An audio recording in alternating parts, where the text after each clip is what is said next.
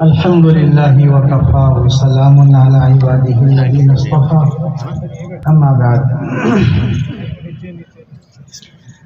جیسا کہ بار بار وقت کی تنگی کا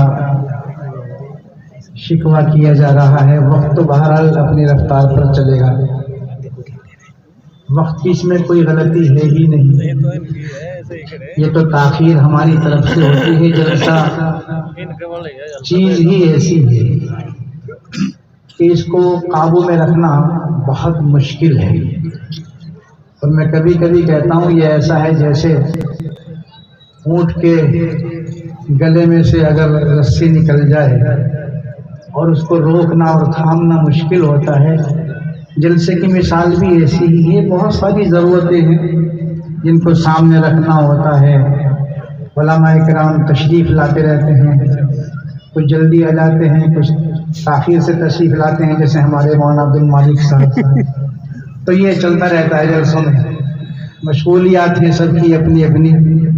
ہماری خواہش تھی کہ ہم حضرت مولانا عبد المالک صاحب کو بھی سنتے، چاہے تھوڑی دیر کے لیے ہی صحیح۔ حضرت مولانا اطہر صاحب جو صاحبزادے ہیں حضرت مولانا محمد عارف صاحب دامت برکاتہم کے، ہماری خواہش تھی کہ ہم ان کو بھی سنتے، لیکن کیا کیا جائے، عصر کا وقت، تنگ ہونا یہ مسئلے کے اعتبار سے ٹیڑھا کام ہے، اس لیے میں بھی زیادہ تاخیر نہیں کروں گا۔ بس چھوٹی سی ایک حدیث کا مفہوم عرض کرتا ہوں کہ حضور اکرم صلی اللہ علیہ وسلم نے ارشاد فرمایا کہ قیامت سے پہلے بہت سارے فتنے پیدا ہوں گے، ستکون فتن، بہت سارے فتنے پیدا ہوں گے، ایسے کہ ایک مسلمان رات کو مسلمان ہونے کی حالت میں سوئے گا، لیکن صبح وہ کفر کی حالت میں اٹھے گا، ایسا ہی صبح ایمان کی حالت میں جاگے گا، لیکن شام ہوتے ہوتے وہ کفر و شرک میں مبتلا ہو جائے گا۔ یہ فتنے آنے کی خبریں حضور اکرم صلی اللہ علیہ وسلم نے بہت پہلے ارشاد فرما دی تھی، جن کا آج کل ظہور ہو رہا ہے، کسی بھی شکل میں ہو، چاہے جیسے کہ حضرت مولانا مفتی محمد جاوید صاحب دامت برکاتہم نے ارشاد فرمایا کہ اس کی وجہ کم مالی ہو، مالی کمزوری، معاشی کمزوری، جس پر میں بہت سارے موقعوں پر عرض کرتا رہتا ہوں کہ مسلمانوں کو اپنی معاشی حالت بہتر بنانی چاہیے، تاکہ دوسرے لوگوں کی للچائی ہوئی نظریں جو ہمارے دین کے اوپر پڑ رہی ہیں ان کو موقع نہ ملے۔ مسلمانوں کو مالی اعتبار سے، معاشی اعتبار سے مضبوط ہونا چاہیے، اور اس کی شکل ہے اپنے اخراجات کو کم کرنا۔ یہ بات میں بار بار کہتا ہوں، اخراجات کی کمی، آمدنی تو بڑھانا کسی کے ہاتھ میں نہیں ہے، جس کی جو آمدنی ہے وہ اتنی ہی ہوگی، لیکن اگر ہم چاہیں تو اپنے اخراجات کو، اپنے خرچوں کو کم کر سکتے ہیں، غیر ضروری خرچوں کو کم کر کے اپنی مالی معاشی حالت کو مستحکم اور مضبوط کیا جا سکتا ہے۔ چونکہ ہم مسلمان فضول خرچی میں مبتلا ہیں، جتنا کماتے ہیں اس سے زیادہ خرچ کرتے ہیں، جس کا نتیجہ ہوتا ہے قرض۔ یہ قرض جو ہے یہ اسی کا نتیجہ ہے کہ جب خرچے بڑھیں گے، آمدنی کم ہوگی، تو خرچ کو پورے کرنے ہی، بچوں کو بھوکا کون رکھے گا، بچوں کو ننگا کون رکھے گا، بچوں کو بغیر مکان کے کون رکھے گا، بغیر شادیوں کے بچوں کو کون رکھے گا، سارے کام کرنے ہیں اور پیسہ ہمارے پاس ہے نہیں، تو پھر مجبوری میں ہمیں قرضے لینے پڑتے ہیں، اور قرض وہ لعنت ہے جس سے حضور اکرم صلی اللہ علیہ وسلم نے بہت پناہ مانگی ہے، بہت پناہ مانگی ہے۔ عائشہ رضی اللہ تعالی عنہا عرض کرتے ہیں کہ یا رسول اللہ صلی اللہ علیہ وسلم، میں آپ کو قرض سے بہت پناہ مانگتے ہوئے دیکھتی ہوں، آخر قرضے میں ایسی کیا برائی ہے کہ آپ قرض سے بہت پناہ مانگتے ہیں؟ آپ نے ارشاد فرمایا کہ قرض کی وجہ سے آدمی جھوٹ بولنے لگتا ہے اور وعدہ خلافی کرتا ہے۔ یہ قرض کا نتیجہ ہے۔ وعدہ خلافی کرنا اور جھوٹ بولنا، اور دونوں ہی ایمان کے خلاف ہیں، دونوں ہی نفاق کی علامت ہے، منافق ہونے کی علامت ہے، منافق ہونے کی نشانی ہے۔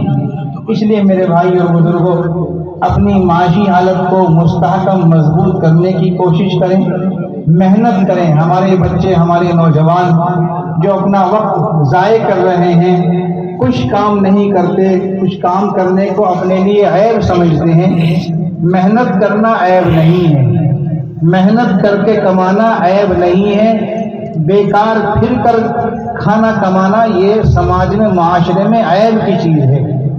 جب کوئی آدمی رشتہ تلاش کرتا ہے اور لڑکوں کو دیکھتے ہیں تو یہی پوچھتے ہیں کہ لڑکا کیا کرتا ہے۔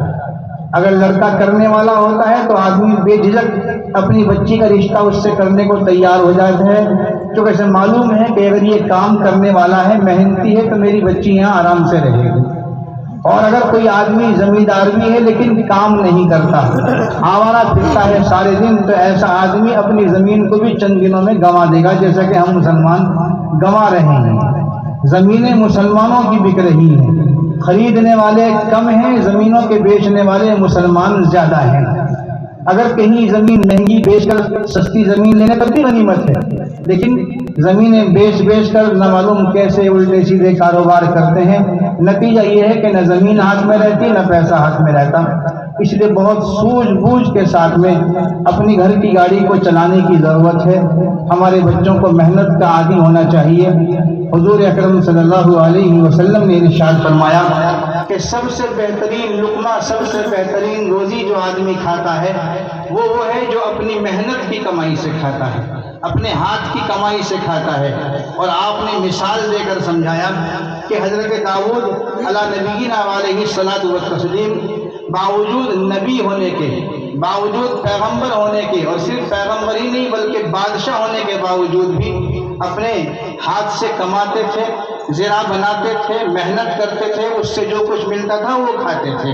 اس لیے میرے بھائیوں، ہمارے نوجوانوں سے درخواست ہے کہ محنت کی عادت ڈالیں، کمائیں، بچائیں، اپنی حالت کو مستحکم اور مضبوط بنائیں، تاکہ ہم اپنی بچیوں کی شادیوں کو خیر کے ساتھ میں، عافیت کے ساتھ میں، عزت کے ساتھ میں کر سکیں۔ اور ہمارے بچوں کو اپنی محنت کی کمائی پر بھروسہ کرنا چاہیے، دوسروں کے یہاں سے آنے والی دولت پر نظر نہیں ڈالنی چاہیے۔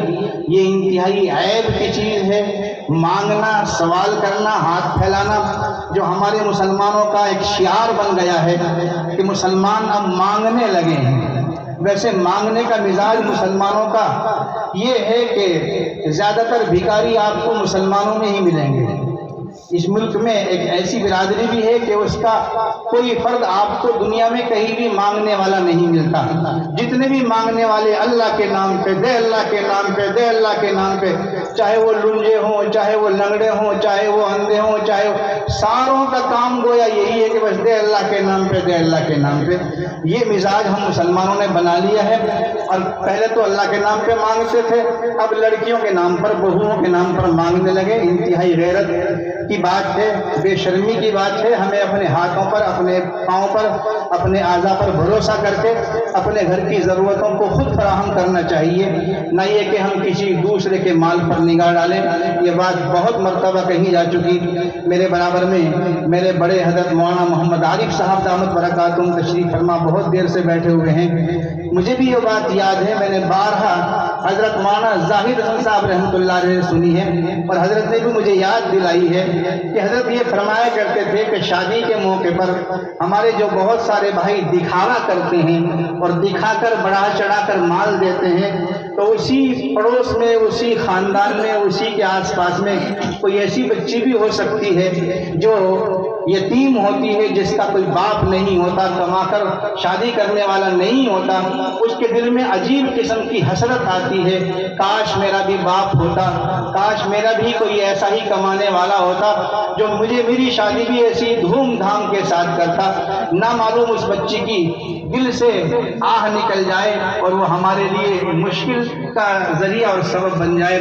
اس لیے میرے بھائی اور بزرگوں، جو دینا ہے اس میں، اس کا مطلب یہ نہیں کہ بچیوں کا کوئی حق نہیں ہے، یقیناً بچیوں کا حق ہے، مگر وہ حق ہم کوئی بھی دے نہیں رہا ہے۔ وراثت کے طور پر کوئی آدمی بھی اپنی بہنوں کو ان کا حق نہیں دے رہا ہے۔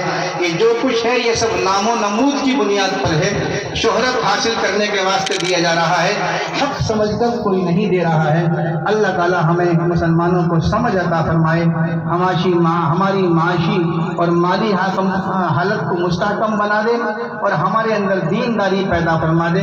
تو حضور اکرم صلی اللہ علیہ وسلم نے فرمایا تھا کہ فتنے پیدا ہوں گے، صبح کو ایک آدمی مسلمان ہوگا، شام کو کافر، شام کو مسلمان ہوگا، صبح کو کافر، مگر وہ آدمی جس کو اللہ تعالیٰ علم کے ذریعے سے زندہ رکھے، علم دین کے ذریعے سے جس کی حفاظت ہو جائے گی، اس کی ایمان کی سمجھو گارنٹی حضور اکرم صلی اللہ علیہ وسلم نے دی ہے۔ اور وہ علم یہی علم دین ہے جو ہمارے ان اداروں میں، ہمارے ان مدرسوں میں پڑھایا جاتا ہے، جس کو نور کہا جاتا ہے، جس کے ذریعے سے دل میں ایک روشنی پیدا ہو جاتی ہے، جس کے ذریعے سے آدمی حلال و حرام میں امتیاز اور فرق پیدا کرتا ہے۔ اللہ تعالی ہمارے ان اداروں کو قائم دائم رکھے اور ان کی ضرورتوں کو اپنے خزانے غیب سے پورا فرمائے۔ خاص طور سے ہمارا یہ مدرسہ جو الحمدللہ ہمارے اس علاقے میں مثالی تعلیمی کارکردگی پیش کر رہا ہے، اب بچے ماشاءاللہ بڑے اچھے فارغ ہو رہے ہیں، نکل رہے ہیں یہاں سے۔ مولانا عامر صاحب ان کے پورے عملے کی یہ محنت ہے، اللہ تعالیٰ ان کو جزائے خیر عطا فرمائے، اس مدرسے کو ہر قسم کی ترقیات سے مالا مال فرمائے۔ وآخر دعوانا الحمدللہ۔